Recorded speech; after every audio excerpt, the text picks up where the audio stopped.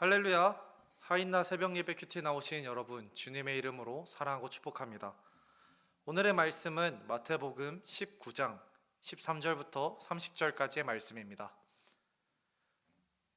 찾으신 줄 알고 제가 읽도록 하겠습니다.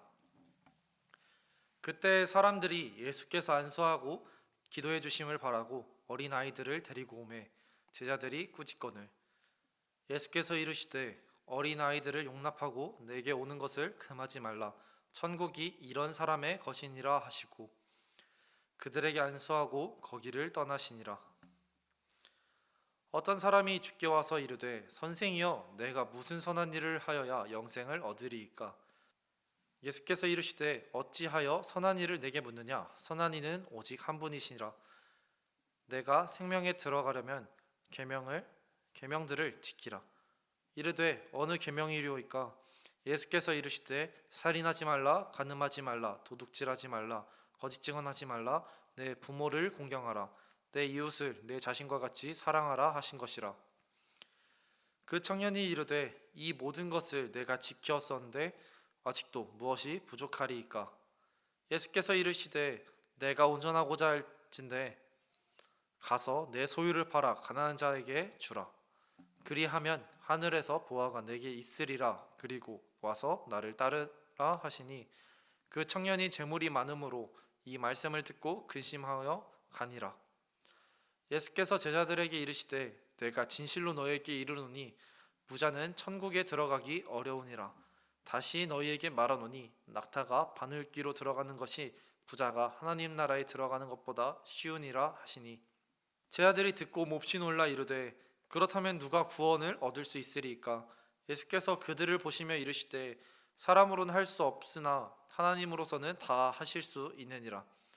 이에 베드로가 대답하여 이르되 보소서 우리가 모든 것을 버리고 주를 따랐사온데 그런즉 우리가 무엇을 얻으리이까? 예수께서 이르시되 내가 진실로 너에게 이르노니 세상이 새롭게 되어 인자가 자기 영광의 보좌에 앉을 때에 나를 따르는 너희도 12 보좌에 앉아 이스라엘 12지파를 심판하리라.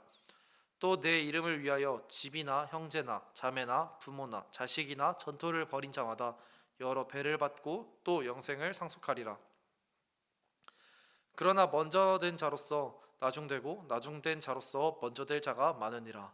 아멘. 저는 오늘의 본문들 가운데 26절의 말씀에서 예수님이 제자들에게 사람은 할 수 없으나 하나님으로서는 다 하실 수 있느니라 라고 하신 말씀을 통하여 갚을 수 없는 은혜를 주시는 하나님에 대해 묵상하게 되었습니다.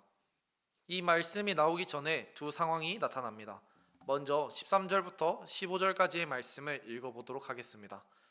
그때 사람들이 예수께서 안수하고 기도해 주심을 바라고 어린아이들을 데리고 오매 제자들이 꾸짖거늘 예수께서 이르시되 어린아이들을 용납하고 내게 오는 것을 금하지 말라. 천국이 이런 사람의 것이니라 하시고 그들에게 안수하시고 거기를 떠나시니라. 방금 읽은 말씀은 사람들이 예수님 앞에 어린아이들을 데리고 오는 그런 장면으로 시작됩니다. 성경은 이 사람들이 안수기도를 기대하고 어린아이들을 데리고 주님께 나왔다라고 이야기하고 있습니다. 제자들은 예수님께 나온 이런 사람들을 보며 꾸짖기 시작합니다. 아마도 이 제자들은 사람들이 몰려들게 되면 많이 피곤해지고 북적북적스러워지는 그런 불편함이 싫었을 수도 있습니다. 또한 예수님께서 이 아이들을 한 명 한 명 기도해 주시면 시간이 오래 걸리게 되고 예수님이 피곤해지실까 그것이 걱정되어 그랬을 수도 있습니다.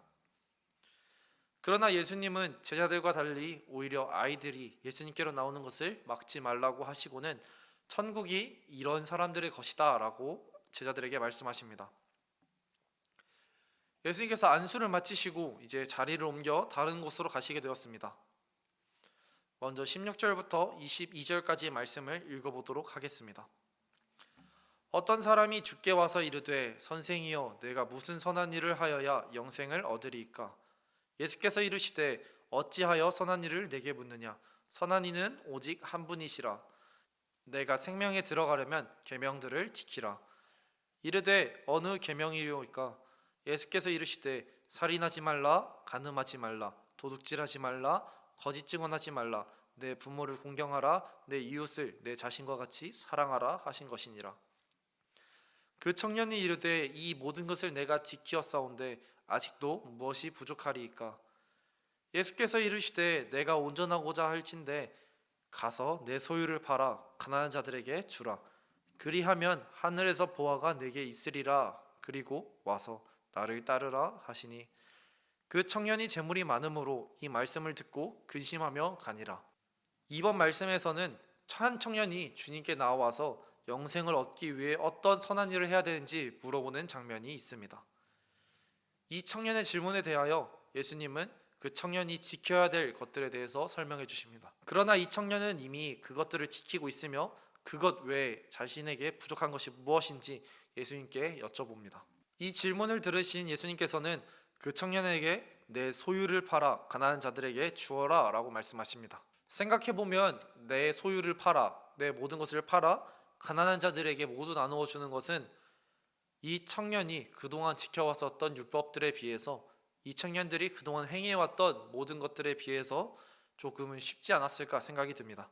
그러나 오늘의 말씀은 이 청년이 재산이 많음으로 부자였기 때문에 자신의 모든 것을 팔아 가난한 자들에게 나누어 주라 라고 하신 예수님의 말씀을 듣고 근심하며 떠나갔다라고 이야기합니다. 이 청년은 예수님께 나와서 자신의 영생을 위해 여쭤보았습니다.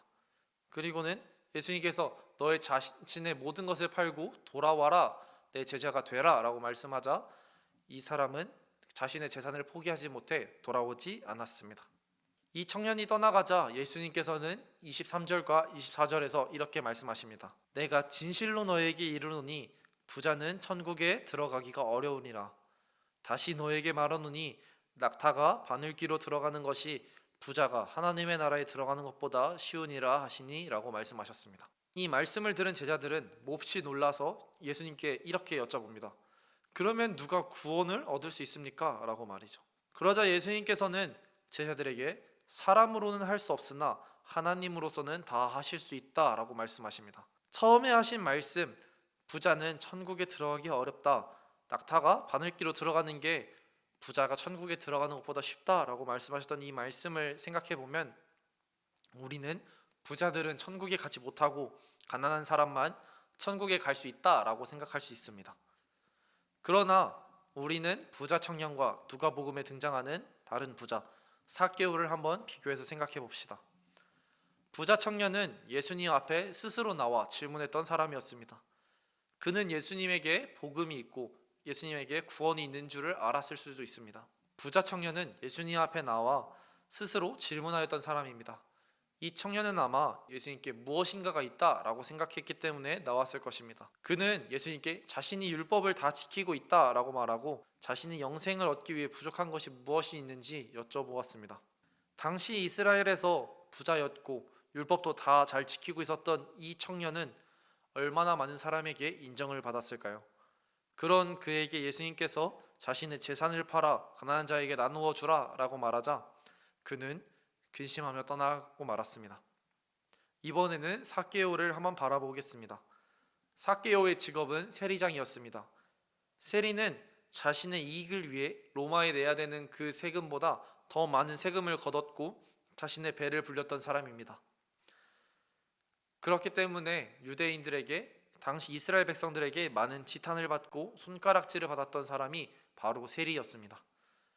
이 세리들의 우두머리, 세리들 중에 가장 높은 자리에 있었던 이 사람이 바로 세리장 삭개오였습니다. 그렇게 삭개오는 세상적으로 성공하여 많은 돈을 벌어들였지만 사람들에게 손가락질 받는 그런 인생을 살고 있었습니다.